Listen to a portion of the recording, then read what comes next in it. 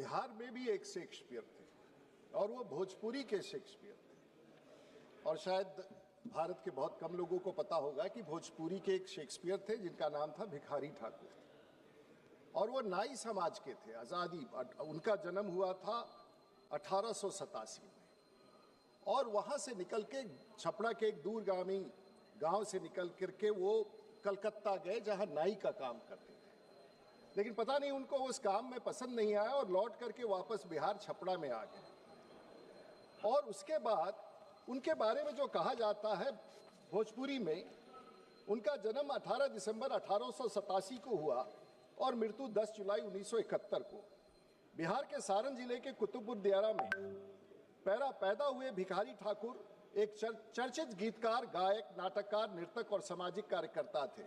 ये कभी स्कूल नहीं गए, लेकिन एक जाने माने कलाकार के रूप में उन्होंने बेटी बचाओ का आंदोलन उस समय शुरू किया, सामंतवाद के खिलाफ लड़ाई उस समय लड़ी, और एक बड़ी भूमिका आज़ादी के लड़ाई में उन्होंने अपने लेख और गीत से किया।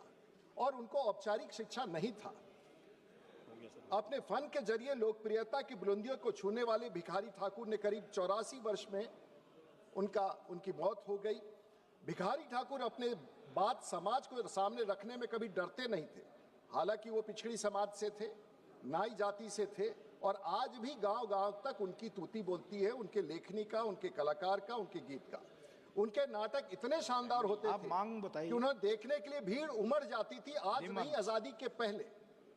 और वो उन्होंने देश के सामंतवादी संस्कृति व गवई लोगों पर चढ़े हुए जातीय समुदाय व रंग के खिलाफ गीत गाते थे और लोगों को जगाते थे।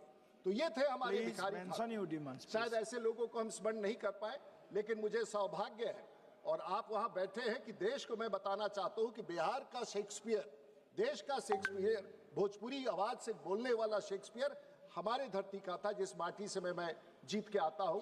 मैं भारत की सरकार से और बाकी लोगों से भी समर्थन मांगूंगा कि ऐसे व्यक्ति जिसकी इतिहास है, जो शेक्सपियर हमारे भाषा का, उन्हें सम्मानित किया जाए। सरकार जो भी उचित समझती है, पद्म भूषण, पद्म विभूषण, भारत रत्न, लेकिन निश्चित रूप से मरणोपरांत उपलब्ध कराया जाए, ऐसी मेरी मांग है। लक्ष्मीकांत निषाद।